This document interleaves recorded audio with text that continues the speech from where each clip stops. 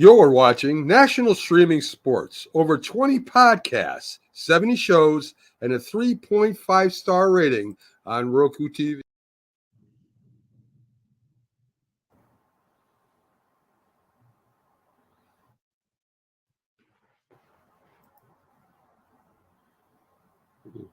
What happened? I think it doesn't like to play for me, Jack. I don't know why. I got to hit it too. Check out nessp.info for direct links and deals on the site Bet Us for 125% off your first three deposits in NFL and college odds for upcoming games, Major League Baseball and NBA futures, and boxing wagers. Also, check out Fanatics, sportswear for your favorite teams, and also network merchandise, retro, Northeast Streaming Sports, National Streaming Sports, Big Football, and the Mac and Jack Sports Show t-shirts. Coffee mugs are coming soon. Check it out. You're watching Mac and Jack on National Streaming Sports.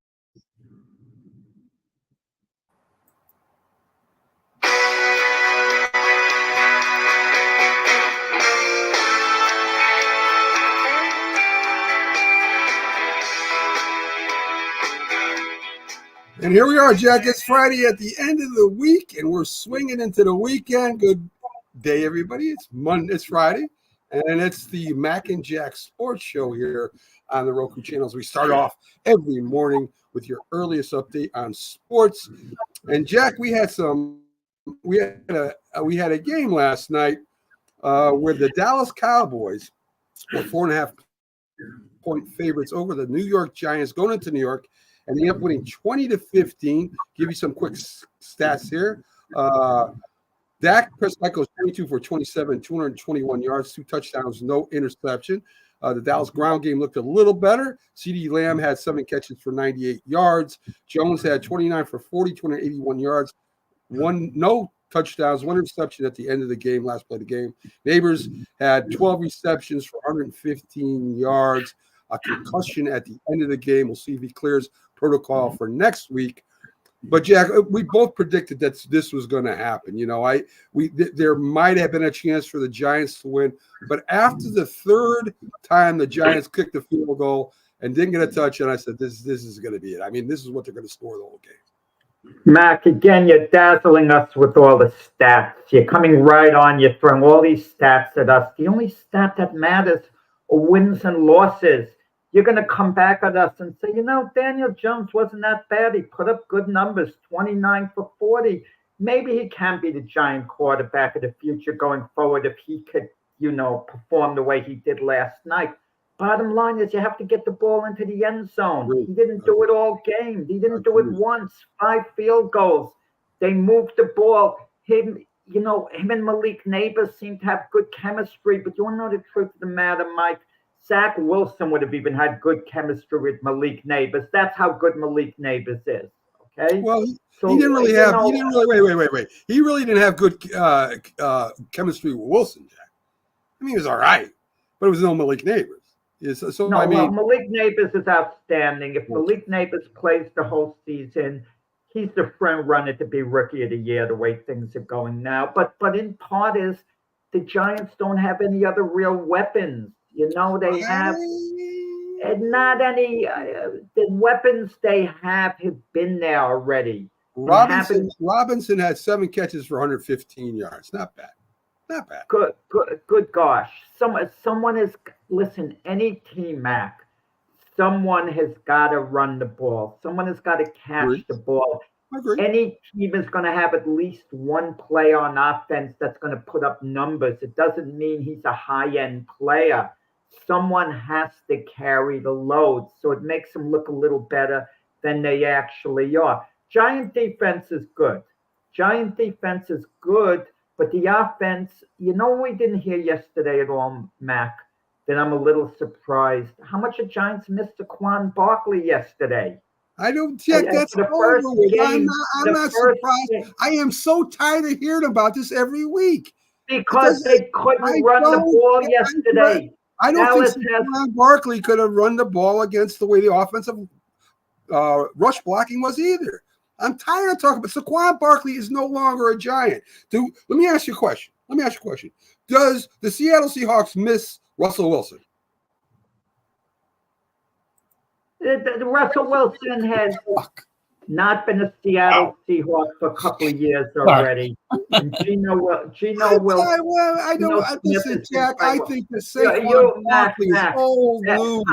I don't want to talk about Saquon Barkley. You don't want to talk about it because it hurts Saquon too much. Barkley with the Eagles. He's been with the Eagles the past 3 weeks. He left the Giants. I don't want to talk about him anymore. He's not a Giant player. Now, if you want to talk about how to improve the rushing game of the Giants with what they got or who they could pick up, that's a different discussion. Saquon Barkley is an old discussion. I'm tired of talking about him. We can talk about past players for any team that they miss. You can talk about the Titans or the Jags missing their wide receivers. We could do this. It's not relevant anymore. It's just not relevant. Mac, you remind me of a fighter who suffers a devastating defeat in a big fight. And they asked him the next day about the fight, and he goes, "It's history. I'm just moving forward. Just throw it out. It's history. Well, Who cares?" That's what you do. The Cowboys have one of the worst run defenses in the NFL, at least to the point they played the Giants. Yet against the Giants' running game, they were highly effective. They ran for like 70 yards. They didn't even top 100 yards, Jack. It's not like they ran the ball crazy. I mean, it's okay. They were better.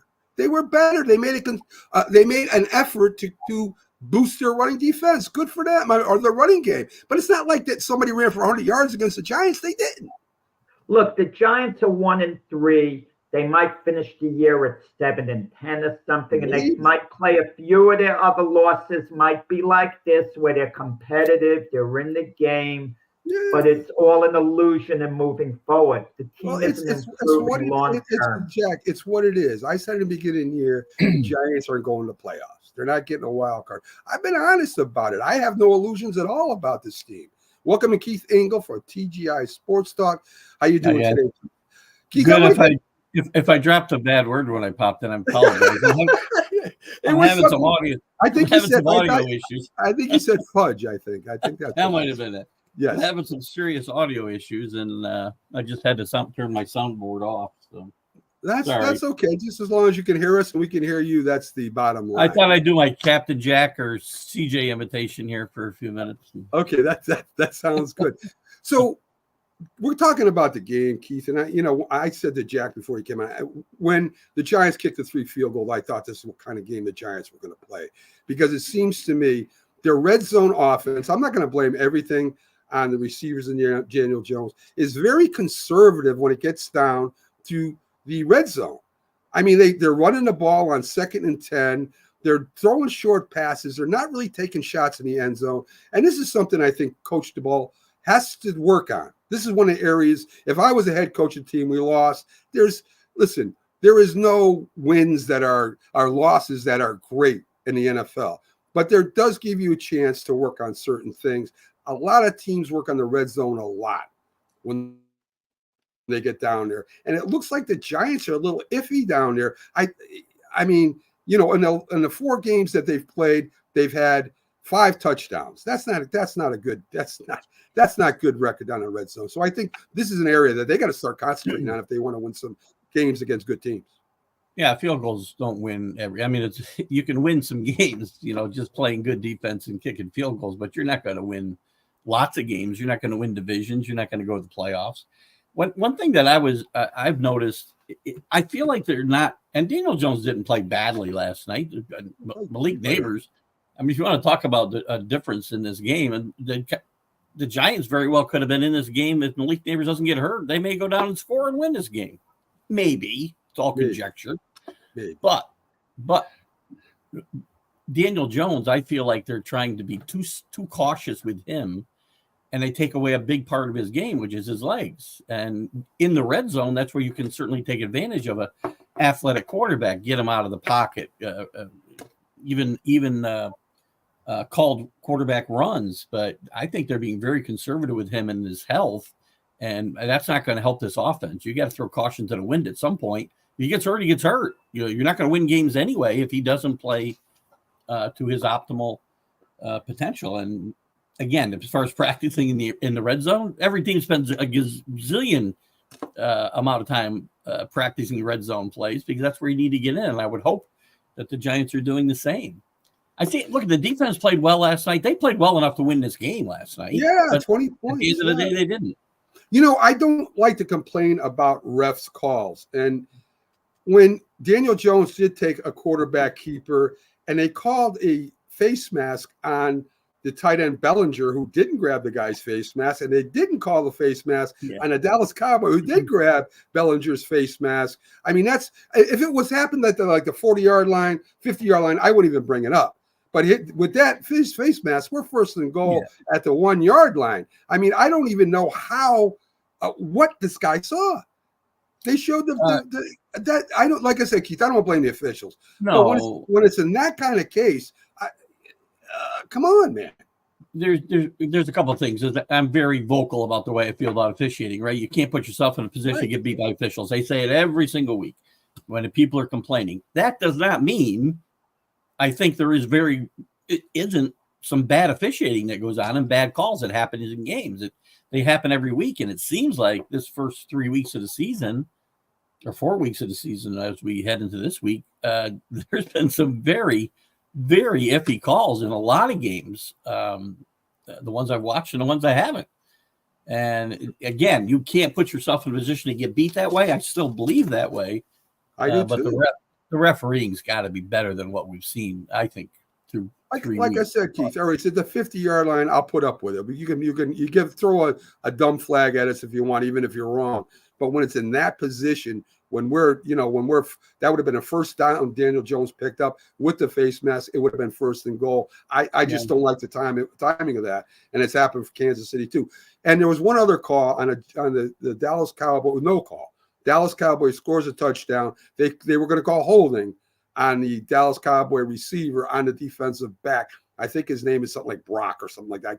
I can't think of his name real quick, but he actually had him on the shoulder pads and was holding him. I mean, and then they picked up the flag. Now, they didn't say why they picked up the flag. Was it because it didn't affect the play? Well, that's not right because the play went right where he was. So you're picking up a flag, giving Dallas a touchdown, calling a face mask on the wrong team, and it's right by the end zone. Again, if it happens at the 50-yard line, Keith, I don't care.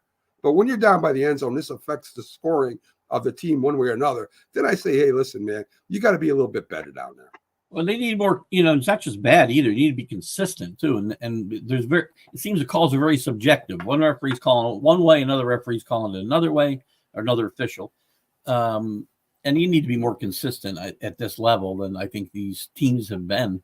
And maybe it's a matter of, they don't have the team. Again, we talk about the teams themselves, the players playing as a team and playing as a cohesive unit. The officials need to do the same thing, and maybe that's part of the problem. I don't know. Maybe these guys aren't working together. Maybe they're not doing preseason games either. I don't know. But they got to get in better, more consistent call modes for me. Because, again, I want to be able to stick to my mantra. Don't let the referees beat you. But if the referees are going to be horrendous, that kind of loses some of its juice. Yeah, it does. And, it just blew my mind. But anyway, no matter what, it still, as Jack says, the most important stat is the wins or losses. The Giants' schedule is not going to get any easier. I think they got the Steelers, and they're going to play a couple of tough teams coming up. And, they got to work on some issues. And one is run blocking, as Jack brought up. The defense of the Cowboys stuffed them every running play. And even though a lot of people think, including Mike Tomlin, it's how many times you try to run that substantive play action pass. You still got to have success on the run, and you can't depend on Daniel Jones to win these games for you. Not against great teams, anyway. You're going against great defenses. He's not going to be able to do that, Keith. No, and they have no wins in the division, which is bad, and 2 losses, I believe. Yes. I think it's 2 losses, right? Which is not a good start. This would have been a big win for them last night, and there's good things to take away from this. I thought the defense played pretty well. The run defense, I thought, was pretty good. Even the pass defense wasn't bad. They only gave up 280 some yards of offense, which isn't horrendous. Right. When Wandell Jones or what's his name? Robinson. Wandell. I get the right guy. Randall Robinson. Yeah. He played well last night, and I think you're finding a second target. But they're not getting the ball, as you mentioned, they're not getting the ball down the field enough. Even Neighbors only averaged like 9.5 yards a catch last night. So you got to get the ball down the field more efficiently. Get Daniel Jones, I think, moving around a little bit more. And look at there's some good things that happened last night, but it gets late early, as Yogi used to say. It gets late early here, and they can't afford many more losses like this. Dallas only sacked him once. So the pass blocking is getting better as they're working as a team. And against Dallas front four and that rushing defense of Dallas, that pass rushing defense of Dallas, that's pretty good. So that's something to look. Again, there's no moral victories. You lost. No moral victories. There's things you can work on to maybe get better. And I agree with Jack, man, that, if they win 6-7 games this year, and I've said it all along, and even if they're competitive, great. Good. Maybe that saves the ball's job. Maybe they keep Daniel Jones, but they still should draft a quarterback. I don't care if they keep him or not. They're going to be competitive. The Giants have a good defense. Their defense is going to keep them from getting blown out of games. They have too good a defense. I could see a number of other games ending the way last night did. They're hanging in the game. They're in the game. They're doing some good things on offense, but they're not quite mustering enough to get over the top. It's all about getting over the top. I agree. I think the Giants can be in virtually every game this year and win some games, but ultimately they're going to lose more than they win, and I don't care how competitive the games are. I don't want to see at the end of the game, we lost 6 games by less than 1 touchdown. I don't want to see that stat at the end of the year. Me either, Jack. I agree with you 100% because that stat means absolutely nothing. Come on, Keith. A little score as Army just runs the ball down Temple's throat. They didn't even have to throw yesterday. I think they got like 400 yards in rushing, 42 to 14 over Temple. I don't know how good Temple is, but they're definitely not good as Army. Well, Temple's not very good. Army's off to a really good start. They're undefeated and at the top of their new league. They just joined the American Athletic Conference this year, which is pretty, it's not a bad football league for the group of 5. They're probably the first or second best of the second tier conferences. Them and Navy both are at the top of the standings there early on. And Army's played very well. And I've said for years, Jeff Monken is one of the most underrated coaches in the country. And he's only looked at and listened to other offers like once. I don't know how long they're going to keep him here. They've modified this offense. They do throw a little bit more than they used to. As you said last night, there was no need to do that. And they played very well early in the year against, again, they're not playing an SEC schedule. We're not going to kid ourselves there, but they're playing really good football, and it's an exciting place to go. And I would recommend, and I haven't been there in a while now, but get to West Point for a football game and get there early and watch the cadets march in, because there's no better experience in college football than going to an Army home game. I agree. It's no better experience than watching some of the big rivalries, even between Army, Navy, Navy, Notre Dame. These are linked in history. And I love watching the military schools play and compete. I don't like it when they get blown out, but I do like watching them compete. It's funny you say that, because when it comes to blowouts, I had this conversation a couple of weeks ago on the Sunday show, and we got into blowouts, and people I don't care about blowouts. It's not my job to stop my team. It's your job to stop. The only place the only exception I make to that is you don't embarrass the military academies. That's it. Yeah. Okay. Army, again, with the win. Virginia Tech playing Miami today. What's your thoughts here? Listen, Miami's ranked, I think, number 7. They moved up in the top 10. And, I don't know what their schedule looks like after this, but Virginia Tech, I don't know if they're a good enough team to stay with Miami. Virginia Tech's been a disappointment early in the year. They get beat by Vanderbilt a few weeks ago, who's a little bit better this year, but still. Miami, I've been here before with this team. I'm a Miami Hurricane fan by marriage, and I've seen this team get hyped and get this ranked high, and then they lose to a team like Virginia Tech at home. This team is better, though, because none of those teams had Cam Ward at quarterback, and Cam Ward is the real deal, and he's playing great football. The defense has been good. They've got a running back named Fernandez, who's also a transfer like Ward, who's playing great. Mario Cristobal came into this season with one of the hottest seats maybe in college football because of the performance the last 3 years of this team with great expectations. Miami is probably the front runner in the ACC. And right now, if we were to look at the playoffs today, and there's a long ways to go, right? We don't have conference champions determined. If they win the ACC, they're going to get a bye. They're going to get one of the first 4 seeds, and they're going to get a bye. And it'll probably their schedule going forward. Probably the toughest game they have left is going to be Louisville. I think that game's on the road. Louisville is very underrated. They got Notre Dame this week actually in South Bend, so we'll see exactly how good they are. Got to the ACC championship game last year. That's probably their toughest game left, with Florida State falling on their faces this year. Until they get to the ACC championship game, and we'll see probably how good or bad Clemson really is. Because I'm not sure anymore about Clemson. They were so bad against Georgia, but they've just blown teams out. Again, second level teams, but they've blown them out here the last 3 weeks. So it's going to be very interesting in the ACC. I think those are the 2 teams that are going to be there at the end, though. Miami's very good. So you brought up Notre Dame in Florida. Louisville is getting 6.5. And this part of the program, folks, is brought to you by Bet Us. Bet Us, where you can make bets on football, basketball, baseball, hockey, whatever you like. 30 years in business, one of the most trusted sites out there. And guess what? It's safe. They equipped all your information so nobody can get your information after you send it in. So Bet Us, check it out, folks. Go over there, hit that code there right in the top right-hand screen, scan it with your mobile phone. It takes you right to the site. And, of course, that helps us all out on national streaming sports, all the shows.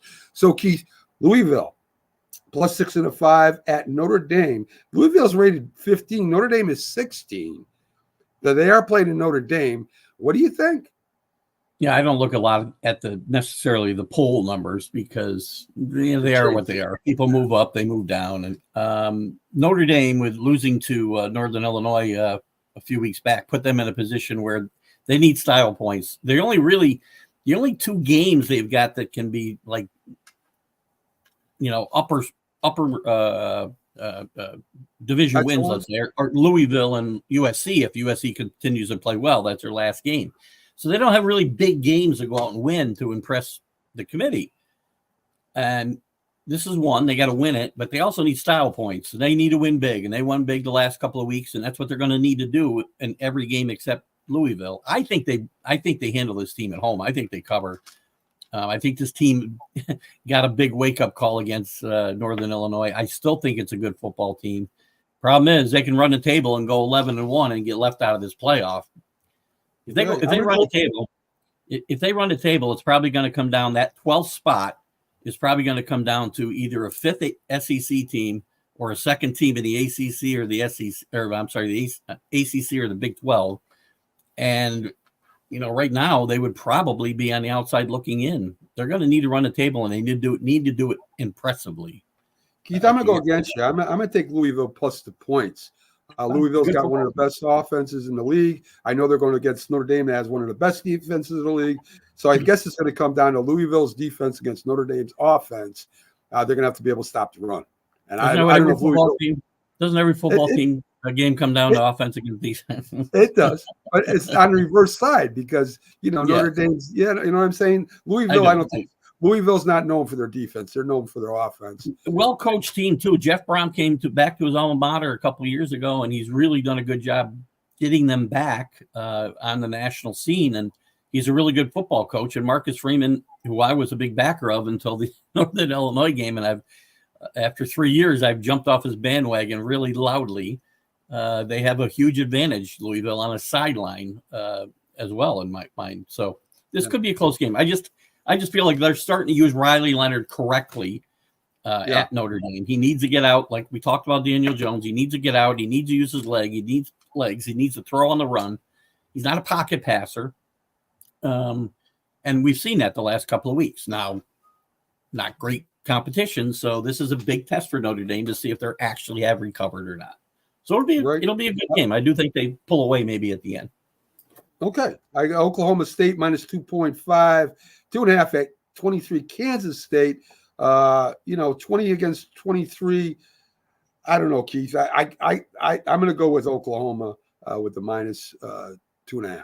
This is there's a big game that I'm sure you're going to get to, or maybe you won't, but there's a bigger game, obviously, on the schedule than this one. But this is a huge game in the Big 12 because both these teams lost league conference games last week. Kansas State badly to BYU, like by almost 30, maybe it was 30. And Oklahoma State to Utah without their starting quarterback, Cam Rising. This is a must-win for both these teams. Oklahoma State's on the road. I'm going to go with Mike Gundy and the Oklahoma State Cowboys in this game, though. Okay. A tough game. It's two good teams. These teams are very evenly matched. I think it's going to be a good game to watch at home for sure. Yeah. Georgia -2 at Alabama. Alabama's got an offense, Keith, that can throw and run now. Their defense seems to be very good. Georgia's got the great defense, and their offense is more. I don't know about the quarterback of Georgia. That's my only iffy about Georgia right now. Is he right. That kind of caliber of Alabama, or are they going to have to smash mouth football with Alabama? Well, Carson Beck at Georgia and Jalen Milroe at Alabama are both like top 5 Heisman potentials. I like Alabama's quarterback better. Well, I like Milroe because he does more things, but classic quarterback-wise, Carson Beck is much more of a classic quarterback than Milroe. I think it's going to be a very close game. It's Alabama and Kalen DeBoer's first really big game, obviously, since he's taken over for Nick Saban. They won to some tough games. They had a tough game. They didn't have a tough game. They handled Wisconsin very well in a tough venue. Camp Randall's a tough place to go play. They struggled for a bit against South Florida 2 weeks ago, but they pulled away at the end. I just think Georgia is going to have too much overall for this Alabama team. I like Georgia on the road here. Okay. So I'm going against you in 2 games, so that means I'll lose 2. So that's all. All right. I've had a flip. That's been a coin flip for me, this Georgia-Alabama game all week. I keep kind of wavering, but it's a bigger game for Georgia in my mind because Georgia's got a monster schedule coming up. They've still got Ole Miss. They got Tennessee. They've got Texas in a couple of weeks. They've got 3 top 10 teams in their conference to play in the next weeks. Possible losses.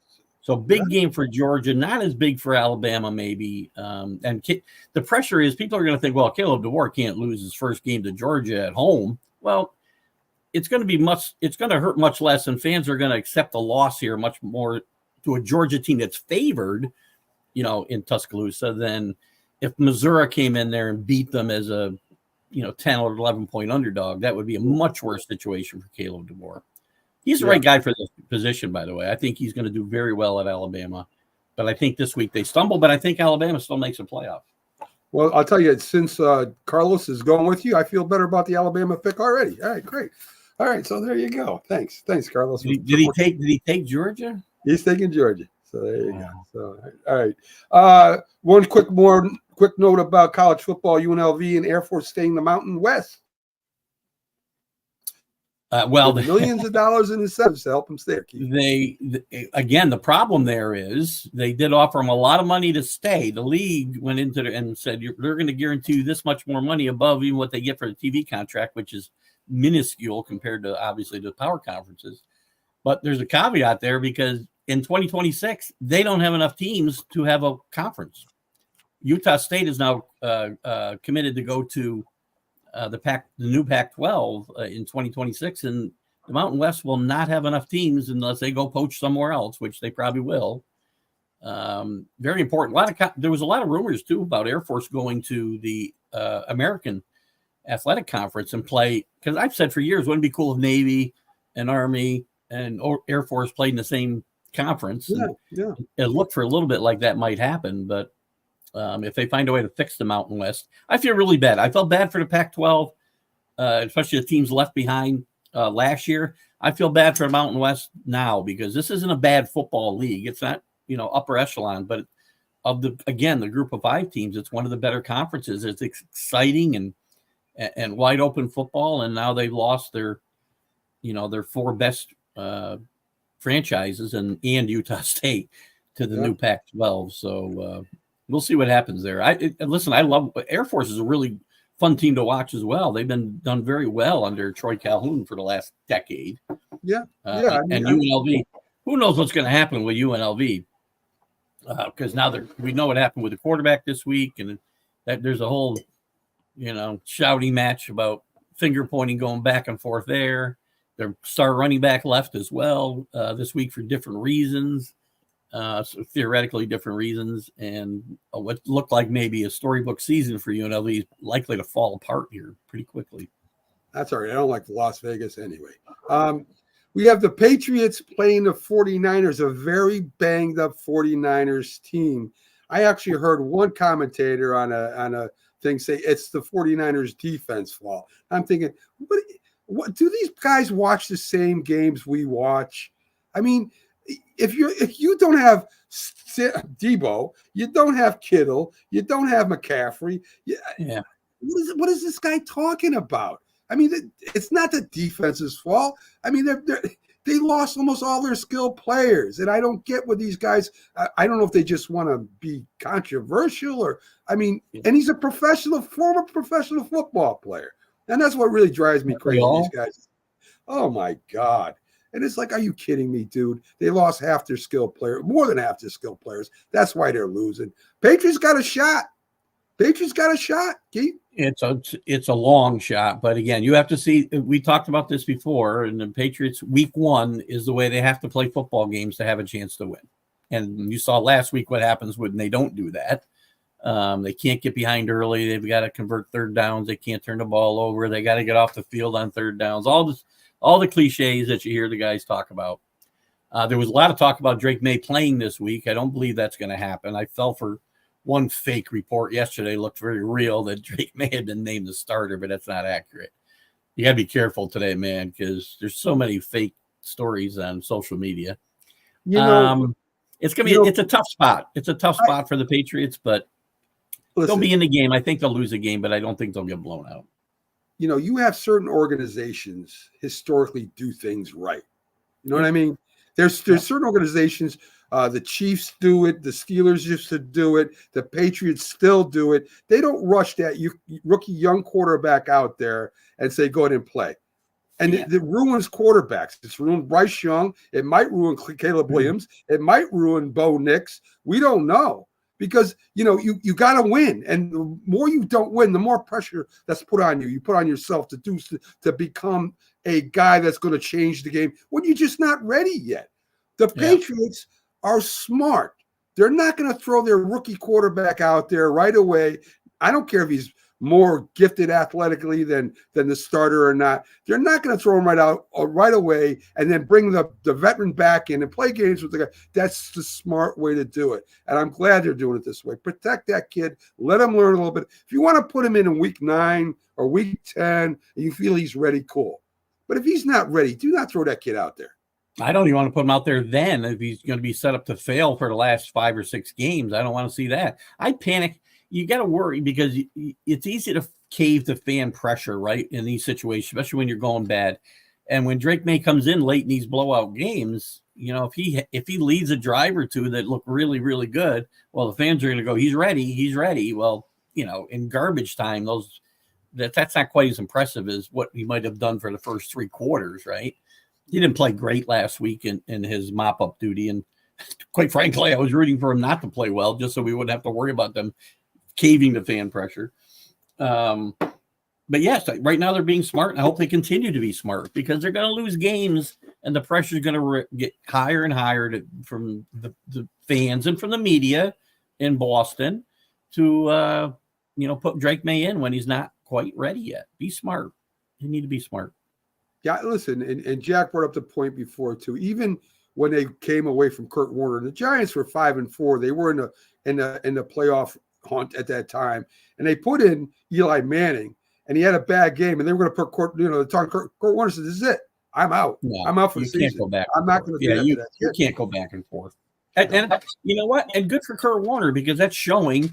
He knows what it would have done to Eli Manning to get yanked in and out. That's not good for their confidence. So. Not at all. But before the year's over, the Patriot fans are going to need a reason to have some optimism. So even if you put Drake May in for the last couple of games of the season and he performs semi-well, Yeah. Even the Patriots, even let's say hypothetically, have a 3-14 record. I'm not saying that's what they'd have, but even if they had that, they take it into the off season. We have our quarterback of the future. We're going to get better. They'll have something to build on. Drake May has to see the field at some point for more than just mop up work, unless somehow the Patriots miraculously turn into a playoff contender, and then they could keep riding Jacoby Brissett till the end. Miraculously is probably the right word there, by the way. But I would be the same way. If they want to play him set week 17, 16, 17, right? When the things are over, maybe the games, maybe the teams they're playing aren't playing for anything. And it gives him some confidence and the fans. I mean, the important thing to me now is the plan needs to be that whenever that next playoff game is, hopefully it's not, 10 years away, that Drake May is a quarterback for that game. That's the important thing now. Yeah, I agree 100%. So Robert Kraft buys the signed Brady rookie card for $120,000. He's not letting anybody else have that rookie signed card. What's wrong with Robert Kraft? Doesn't he have he's got a signed contract from his rookie year that's probably worth more than $120,000. He's probably got more memorabilia out there than about Brady and the Patriots than anybody else in the world, right? I mean, what's he doing? Well, I mean, he's had a man crush on Tommy for a long time, and obviously it continues. Maybe he'll be buying his microphone or something now that he's no. With Robert Kraft, it's personal. It's more than business with his quarterbacks. To this day, he has a very strong relationship with Drew Bledsoe. Yes. Bledsoe did a lot of charity work for Robert Kraft's charities in the New England area, and even though they had to move on from Bledsoe, the relationship remained, and he feels that way about Tom Brady. So Robert Kraft sincerely cares a great deal about Drew Bledsoe and Tom Brady on a personal level. 100% correct. Yes. Yeah. All right, Keith, we'll let you get out of here. We know you got a show to do right up after us here on the Roku channel. Folks, Keith Engle, TGI Sports Talk, one of the best in the business. Thanks for coming in, Keith. We appreciate it. Thanks, Scott. Thanks, guys. Have a good one. Max, not yet today. I will after the show. I want to make sure I didn't miss it. That's all. Yeah, I had to take care of something yesterday all day. So anyway, I'll make sure I get it to you today. All right, Keith Engle, making sure, dotting his I's, crossing his T's. I mean, he's all over it. So, Jack, we get to have a little fun here with some. I was going to keep Keith in for this one because his opinion on this I really I respect. Oakland plays his last game. It's in front of a sellout crowd. They win the game. They say the Oakland fans are the greatest fans in the MLB. But yet, during the years when they were even winning World Series during the regular season, they were lucky to get 10, 14,000 people in the stands until, of course, it came World Series playoff time. So it's a feel-good story, I guess, but a lot of announcers are like, oh, it's time to cry. The Oakland fans got ripped off. The Oakland fans did it to themselves, Jack. Well, they weren't given much of a product, let's be honest about it. I mean, what kind of buzz have the Oakland A's created for the longest time? I mean, they haven't been a playoff team. Whenever they get these promising young players, they seem to trade them away for other prospects once they're, ready to take off. So they were the epitome of a small market team who really didn't invest. Okay, the other small market teams, they make certain investments and they could kind of keep winning to an extent. But the Oakland A's, there was nothing within sight for them being, a playoff contender type team. And listen, I mean, they needed a new stadium as well. It was a taxpayer thing. And you also have to think the Oakland Raiders. If the Oakland Raiders, who are a staple of the Bay Area, could leave Oakland, I mean, are they going to care as much about the Oakland A's? You look at the Oakland A's attendance, you see 3,000-4,000 a night some nights. So the fans really weren't supporting the team. The organization wasn't supporting the fans. It just wasn't a good fit. And you wonder if they went somewhere like Sacramento, who's never had a big league team, how they might support the A's there. You hate any city losing a franchise, but, it's what it is. Yeah, yeah, and I mean they don't have a deal in place to go to Vegas. They've been talking about it for a year or so. There's still no agreement signed, and even with the team, the minor league team that they're going to go play this minor league uh, stadium, supposedly they got to dig up all the turf. They got to do a lot of things before the next regular season happens. So that's really not in solid ground right now, Jack. So that's just a big mess over there right now. I remember the days of Reggie Jackson, and even when Dennis Eckersley was there, and when one of the greatest base stealers of all time, Ricky Henderson, played there. I mean, they had some good. Sal Bando, Joe Rudy, Catfish Hunter, Yeah, Ken Catfish. Holtzman, Raleigh Fingers, Vida Blue, Unbelievable. Billy North, on and on and on. Yeah. I mean, there's a lot of history there, but think how long back we're going, Mac. I'm talking about the 70s now, when they won the World Series 3 years in a row, 72, 73, and 74. Yeah. It's a far cry from those teams that Charlie Finley owned. Charlie Finley, one of the most bizarre owners in sports history, would have moved the team out of there long ago, or things would have been a bit different. Finley was a tightwad. Yes. He wasn't going to spend the big money in free agency, and I don't know could he ever have adapted to that. But you needed a no-no who would have come in maybe with the Oakland A's, who would have been willing to lose some money and invest in the team, invest in the area. But sometimes franchises just aren't the best fit, Mac. We get nostalgic because it is the Oakland A's and we remember what they won in the 70s. But keep this in mind, before they were the Oakland A's, they were the Kansas City Athletics. Mm-hmm. They moved from Kansas City to Oakland. And then Kansas City got a franchise, after that. Yeah, so, it's very true. And I'm going to tell you, fans complain when they lose their franchise. They whine. But if they don't have a franchise in their city, they don't think twice about taking another city's franchise. That's true. I mean, the Cleveland Brown fans were complaining, as far as losing their franchise. But, when they went to Baltimore, but when they had a chance to grab a franchise from another city, they'd gladly do that. Yeah, and not only that, a lot of them Cleveland Brown fans became Baltimore Raven fans too. I mean, I'm not going to say all of them did, but quite a few of them did. They started the Baltimore Ravens were, their new team. So at least I think it took like 3 or 4 years to get that new Browns team in, right, Jack? If I'm not mistaken. Well, you know what it is with me.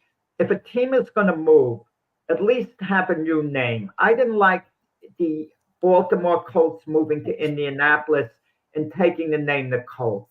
Right. That name should have been reserved in case there's a new team in Baltimore. Now, the Ravens in Baltimore, they should be called the Baltimore Colts.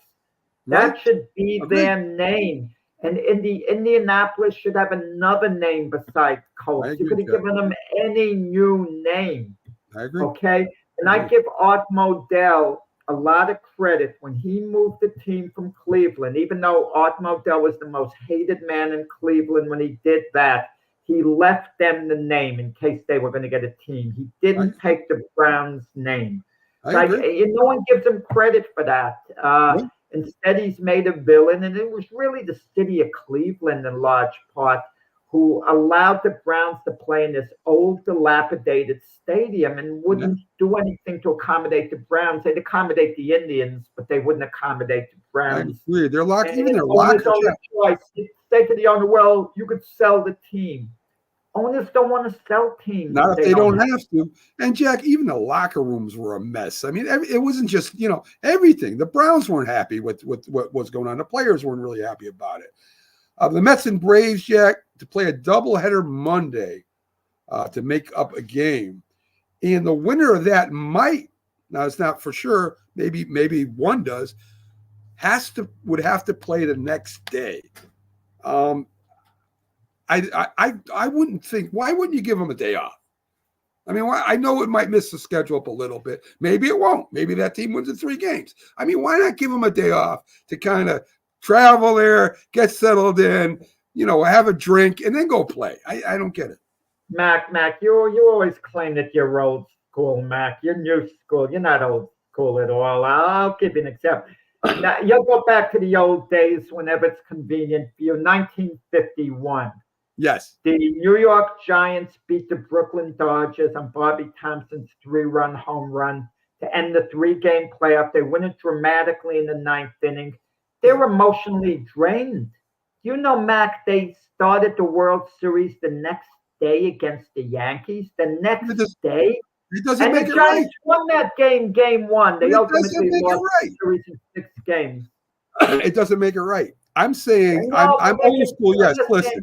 listen. I love a doubleheader. I love all this stuff, but I think you should be if you're going to give a team say 5 days off, 4 days off because they swept the series or they've been it's all over. They're in. They can play whoever they want. You can at least give the guys. You're saying the next day you got to get on a plane that night. You have to fly in. You have to get everything together, and then you got to go over to the game.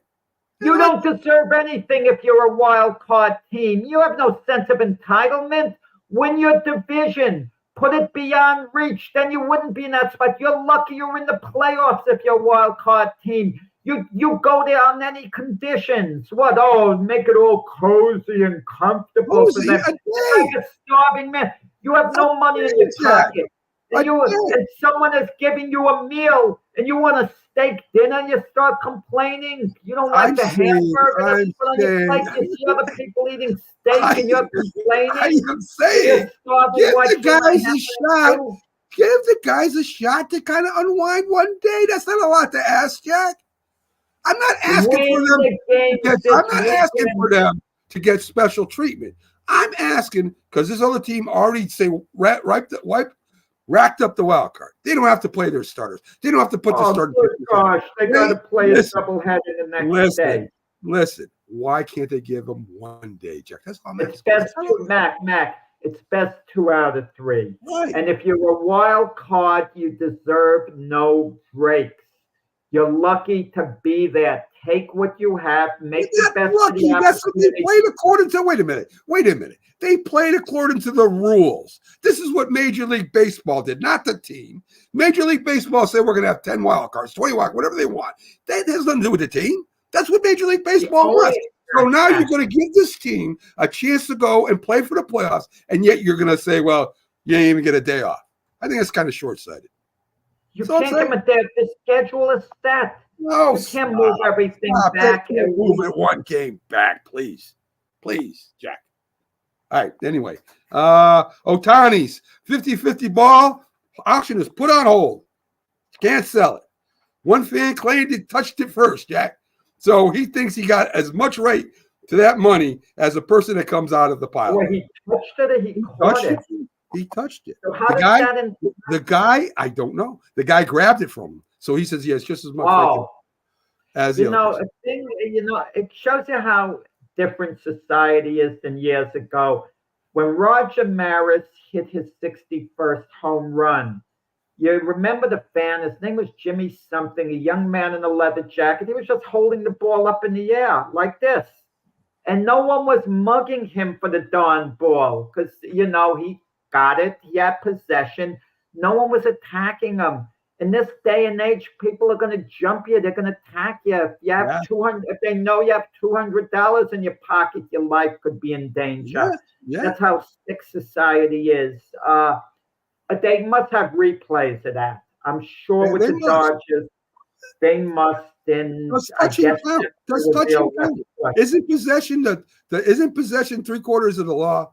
If I possess something, well, I don't know if you have the ball. But he has someone takes it off you. That's illegal, man. That's illegal. Where? You got a ball. They can't take it off you. Oh, if sure you they have can. it. Sure they can. Possession is 9/10 of the law, Jack. They got it. Anyone could rob anyone else, take whatever belongs to them, and then it's 9/10 of the law. They could rob your house, put anything in your house in their house, and once it's in their house, they got possession. Well, that's the old saying. Possession is 9/10 of the law. That's what I'm saying.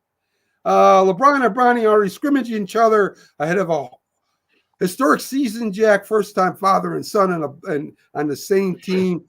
The head coach says they don't know exactly when they'll be on court together. It's being talked about by him and LeBron and Bronny, everybody else. I guarantee you, I will bet you right now, $100, the first game, Bronny will come in as a starter with LeBron James and then be taken out. I guarantee Well, you. the Laker coach, J.J. Redick, is a big blowhard. Yes, you see guys like him who talk in a loud, authoritative voice.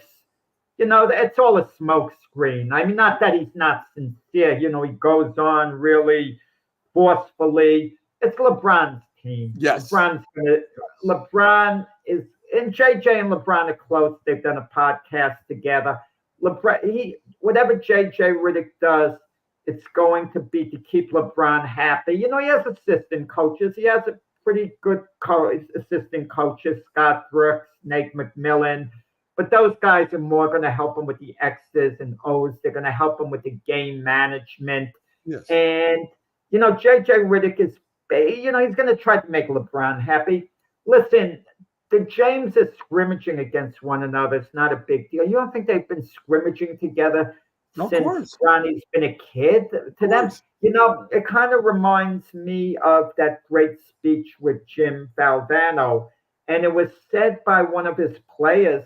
We heard that speech all the time during practice, before games, but no one else had heard it. But for them, the players at NC State, they heard it all the time. It was nothing new to them, that speech. Yeah. But I guess when you see something the first time, it has like a big dramatic effect. And it was a great speech by Coach Valvano, and maybe the most famous single sports speech of all time, arguably. I agree. Let's see some MLB games. We got to go over here. Bryce Turning goes 1 for 5, 2 RBIs, 5 pitchers combined, giving up 2 runs as they beat the Pirates. So who the heck are you talking about, Mac? Just talk about the games that mean something. I don't want to. I always talk about the meaning. Let's talk about the standings. Basically, Milwaukee, I don't care about standings right now. I'll give you the standings. That's all that matters. The standings. It's important to see why the teams win, Jack. People want to know who's responsible for the wins and losses, Jack. We ain't just going to give out scores. I could do that in the newspaper. Anyway. Some games people don't care the Royals about. Get 3 in I care, and I guess they do because they watch the show. The Royals get 3 in the bottom of the 9th, winning 7-4 over Washington. Adam Frazier goes 1 for 1 with 2 RBIs. So the Royals. The AL is practically over. The Royals and Tigers are tied. They each have a 3-game lead over the Twins and Seattle. And in other words, the Royals are going to have to get swept this weekend, and the Tigers are going to have to get swept. And Seattle and Minnesota are going to have to sweep their last 3 for the playoff picture to change, and that's highly unlikely. It's highly unlikely. I was just going to say, Tigers are 2 runs in the bottom of the 8th to beat Houston. Let me tell you what's interesting about the Tigers' surge to a playoff position. At the trade deadline, they were sellers. They threw in the towel. They traded their second best pitcher, Jack Flaherty, to the Dodgers. They traded him to the Dodgers because they figured they were out of it. And they were sellers, and look what happened. Wow. They never would have traded Jack Flaherty had they known this was going to happen. They would have needed him for the postseason. That's because you came out and said that the Detroit Tigers were done, Jack. You picked them. I did. I picked them to go to the playoffs in the beginning of the year, and I thought they were done. They thought they were done. They listened to you. They listened to you when they got rid of Jack Flaherty. I hope you feel proud of yourself for them listening to you on that. The Yankees, they clinched. They beat the Orioles. I think it was 10-1, something ridiculous. Stan goes yeah. I'm glad they got it out of the way. I'm going to tell you why. Wait a minute. The Yankees. Wait a minute. Stan with got to get the scores. 4 RBIs. With a big Milwaukee Brewers score. You want me to do the Milwaukee score again? Is that what you said? No, I'm all right. So New York clinches. When you produce and host a show, you can do it like that. I'm doing it this way. Okay. New York clinches the East. Stanton 2 for 4, 4 RBIs. Home run by Judge. 1 for 2. Cole goes 6 2/3 innings, 2 hit, 5 strikeouts, and of course Judge hits his 58th home. Matt, the guy who said the Yankees, question the Yankees whether they regret giving Judge the contract, even doing it this year. You just mentioned Judge. Young Judge's rear end the whole time. Stanton hit a homer, Verdugo hit a homer, but all we hear, oh, well, Judge hit a homer. Yeah. Yeah. Their Judge hit the homer yesterday. So did Stanton hit a home run. And he drove in 4 runs. Yeah, but you don't mention these other guys. You did mention Stanton knocked the runs. And, an interesting thing, Juan Soto's going to be a free agent, as we know. He's hit ahead of Judge all year long. I wonder how much Soto is going to consider that in free agency. Wherever I go, I'm never going to be in a situation that good again, hitting in front of the likes of Aaron Judge. Yeah, it's got to be on his mind. So Dodgers win 7-2 over San Diego. Pretty much, it's wrapped up. The Dodgers clinched. San Diego gave them a little. I won't say a scare, but when they cut it to 2 games, with 2 games left against the Dodgers, it had to be a little concerned. But the Dodgers, they closed the deal as expected. And give me your most disappointing team in MLB this year.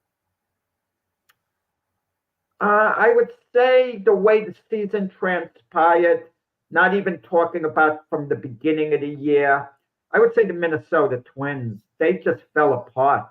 They completely unraveled. They even lost to Miami yesterday. What happened to the Twins? That's a good one. I mean, they forgot how to play. I'll give you my. They had a playoff spot virtually in the bag, it seemed. I'll give you my top one. I'll give you my top one, Jack. Texas Rangers, World Series champs. Yeah, but you want to know something, Mac? They won the World Series last year, and their fan base could carry that with them for some years. But it's still disappointing. They won it all. So they didn't repeat this year. Did they even play 500? Did they even play 500 this year? Well, I don't know. They never made a run. I'll tell you who else has been a disappointment. Every year they're a disappointment because they come up a little short. The Seattle Mariners. Yeah. They always have this potential. We think they're going to do this. We're going to do that. And they tease us. They have a winning record. But they come short of making the playoffs in the years they make it. They come short. Cincinnati Reds didn't take the next step. Not yet. Disappointment.